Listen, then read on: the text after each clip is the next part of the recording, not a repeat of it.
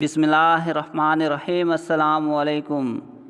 ایسے بھائی جو چوری چھپے حج کرنے کا سوچ رہے ہیں اور وہ تمام لوگ جو بغیر اجازت نامے کے حرم یا شہر مقدسہ میں داخل ہونے کی غلطی کریں گے، ان کے لیے سعودی وزارت داخلہ کی جانب سے سخت جرمانہ مقرر کر دیا گیا ہے۔ مسجد الحرام اور اطراف کے مقامات اور شہر مقدسہ جن میں مینا، مزدلفہ اور عرفات شامل ہیں، جانے کی کوشش کرے گا اسے 10,000 ریال جرمانہ کیا جائے گا۔ مسجد الحرام، مینا، مزدلفہ یا عرفات جانے کا جو ارادہ رکھتے ہیں، ضروری ہے اجازت نامہ حاصل کریں۔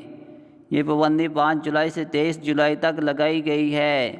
اس سال صرف اندرون سعودی عرب سے 60,000 افراد کو حج کی اجازت دی گئی ہے، جن میں سعودی شہری اور غیر ملکی شامل ہیں۔